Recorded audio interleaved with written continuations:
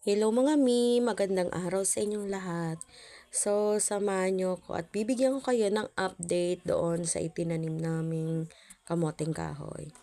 So, heto, malayo pa lang ako, nakikita ko na medyo madami-dami na yung mga dahon niya.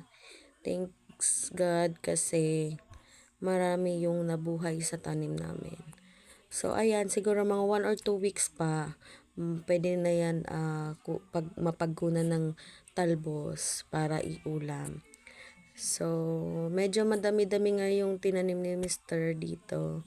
Hanggang dun sa baba, para daw marami kaming mapagkunan. So, pwede din naman na kung may hihingi, pwede din mapagbigyan, o diba? At dito din sa bandang ibaba, may mga dating tanim na siya, kailangan na lang i-maintain. At dito, meron akong tinanim na okra. Pero hindi ko sure kung mabubuhay nga yun. Kasi yung nakuha ko, meron siyang mga langgam. So, try ko pa din. Update ko na lang po kayo. At eto nga, nakita ako ng mga kulelets. Dito na naman sila magpapasaway, di ba? So, medyo makulimlim pa at ilang araw ang pag-ulan dito sa amin. Ito namang si Danda, nagpapatulong siya. May nakita daw siyang bunga. Kaya lang, nag-iisa siya. Ayan, ng dalandan.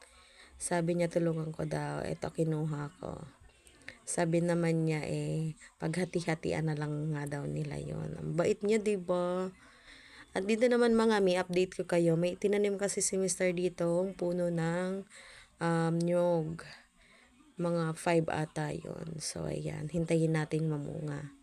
At dito napansin ko, marami pala yung bunga ng sampalok. Ayan. Sino ang nangasim sa inyong mga mi? Tapos, yung kay Mito din, ayan. Meron na din pala siyang mga maliliit na bunga. So, sa bandang ibaba din, nakita kong pwede na pala to kunin. Saba na saging. Tamang-tama, may umorder daw sa mami. Pwede na tong pagkapirahan. Diba? So, ayan, sabihin natin.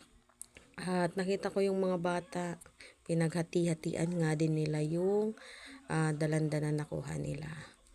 At napansin ko din na yung mangga, nagsimula na palang mamulaklak pero parang hindi siya matutuloy at inulan nga ng inulan.